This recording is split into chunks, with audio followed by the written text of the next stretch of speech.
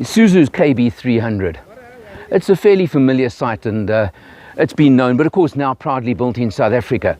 This is the KB300 diesel LE automatic 4x4. You can see the 4x4, the ground clearance, great ground clearance over here, which makes all the difference to you, of course. You've got the nice big running board, again, definitely makes a big difference, and the big roll bar at the back over here to give you, of course, the strength, the tonneau cover that comes as standard, which quite honestly to me sometimes can be a pain because it makes access to the rear a little bit awkward, but then you can just take it off if you really need to carry your load, which of course a bakkie is built for as well, isn't it?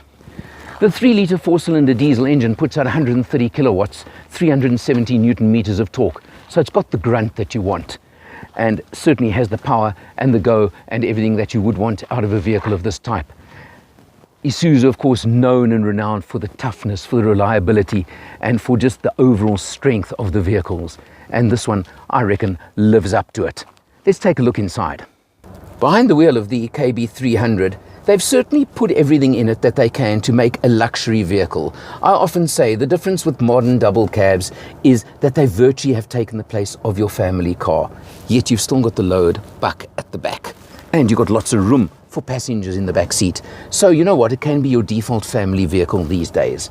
Of course, you've got that high ride height, which makes life nice and comfortable, nice and easy. You've got your multi-mode steering wheel over here with your multifunction, with lots of the controls, including cruise control, which is a nice, useful feature. You've got the very unusual design of the climate control system over here, which again, unusual, different, but very nice. And over here, you've got your touchscreen system, which is a little bit smaller than I would like often, but I suppose I can live with it. But I'm going to give you a gripe now, and Alan's picky point. I pressed navigation, and it tells me, where's your card?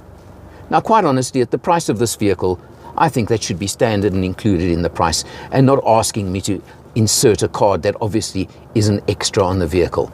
So, little point, little gripe, but something that I think would be something I would worry about. You have got quite a nice extra when it decides to open. Storage area over here, but just a little bit awkward to open sometimes, but very useful for cell phones or something of the sort. And then a very interesting feature is you have a double cubby hole. Smaller one up top and the much bigger one down there. So storage is definitely a plus point on this vehicle. You come down to over here, 5-speed automatic transmission. Yes, it's a 5-speed. And I'm going to say both the diesel engine and the 5-speed automatic transmission are pretty much old school.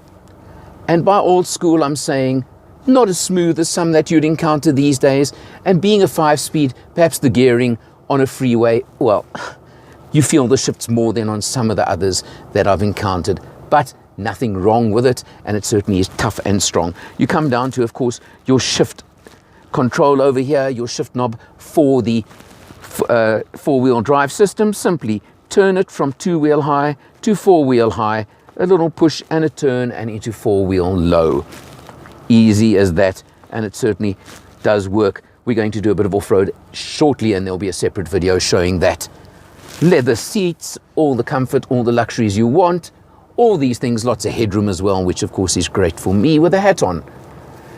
You come to the price. Now the price is very competitive compared to the rest of the market, so I can't complain, but I've mentioned one or two little things. But at $587,500 for this vehicle, well, it's certainly in the ballpark. Isuzu has got such a good reputation for toughness, for reliability, for longevity, all of those things, that it certainly would be a worthwhile one to look at, and it is market competitive, now proudly built in South Africa as well, and that to me is a good point. Looking for a double cab, top end luxury automatic 4x4, well, this certainly is a contender all along in South Africa.